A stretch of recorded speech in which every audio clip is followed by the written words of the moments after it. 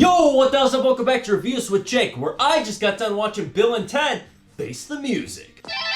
As you'd expect, Bill and Ted Face the Music features Keanu Reeves and Alex Winter reprising their role as Bill and Ted decades after their bogus journey and excellent adventure. With the help of their daughters, they set out to finally write their song that would eventually unite humanity and save existence. I was excited to watch this movie, not because I'm a huge Bill and Ted fan or anything, which is something I think a lot of people won't say. Maybe it's just me, but I feel like a lot of people out there, especially movie reviewers, they always preface movies like this by saying things like, Bill and Ted was my childhood. I am a die-hard Bill and Ted fan. As if it further establishes their credibility upon everyone else's or their opinion of the movie, whether good or bad. Don't get me wrong, I enjoy the Bill and Ted movies. I've seen both of them a few times. I enjoy them. They're a fine pair. Why does it have to be anything more complicated than that? What do I need to do? Watch it a million times, memorize it, and worship it? Believe it or not, we don't all have to be diehards about everything. Otherwise, well, we're all diehards about nothing.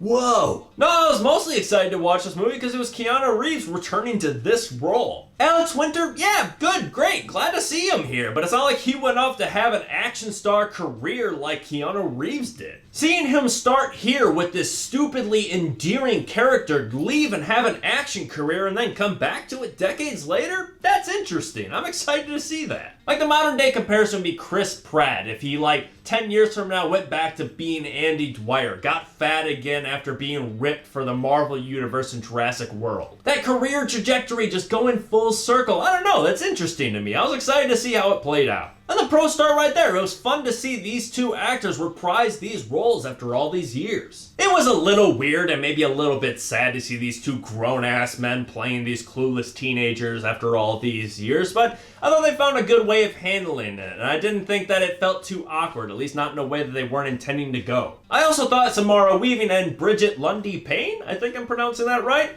those two playing the daughters. I thought the two of them did a fine job basically doing their best Bill and Ted impersonations. Samara Weaving has those massive ass eyes that just play so well on someone that's just clueless, wide-eyed, just staring off into cyberspace. And Bridget Lundy Payne with her very tall, slender build just pulled off the Keanu sway just very well. It was very natural. If I saw these two at a Halloween party, they would win Best Costume, for sure. And the best part about all four performances is that they had fun. You can tell this is just a fun movie. These characters, this world, this concept, it's just a delight. And I imagine anyone involved in making it, both in front of the camera and behind it, had a blast. You still get that time travel component, this time visiting noteworthy musicians throughout time, and it's just great to see that. It's cool to see all these legends in a room together. I mean, I can't be the only person that has played, that perfect band game, like the vocalist from this band, the guitarist of this band, this drummer, this person writing the lyrics. I mean, it's hard to not play that while listening to music. You can apply that game to just about anything. I mean, fantasy football is basically just that, but you never really get to see it fully happen and come to fruition like you do in this movie. It's incredibly stupid, don't get me wrong, but it's very, very fun, and one cannot deny that. I've also always loved kind of the warmth and optimism that these movies have had, this installment included. I mean, spoiler alert, but I have some cons that I'm gonna get into. This movie wasn't perfect, but I enjoyed them all the same because this movie just makes you feel good. There's just an innocence to these movies, these characters are just so lovable and endearing. They never go through that arc that you see in a lot of movies with 2 or 3 or just a small group of people, especially comedies,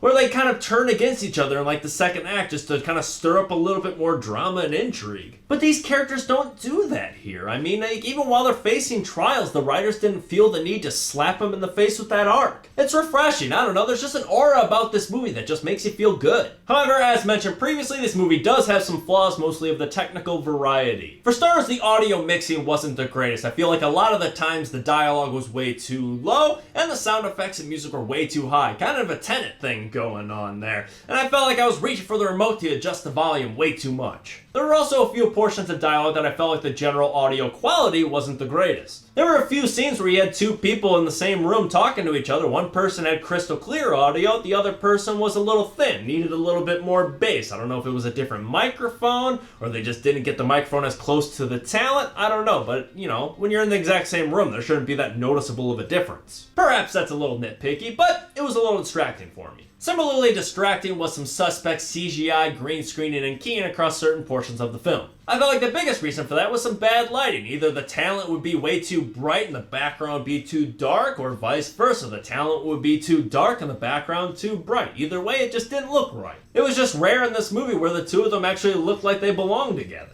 I also didn't really like the ending. It was super abrupt, just kind of came out of nowhere without any ramp up.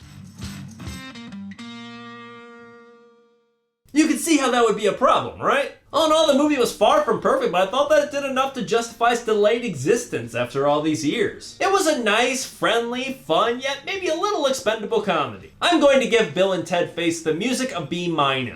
But that's just me. What do you guys think? Let me know if you agree or disagree in the comments below. And make sure to subscribe to this channel to stay up to date with new reviews coming real soon. Stay safe and thanks for checking in.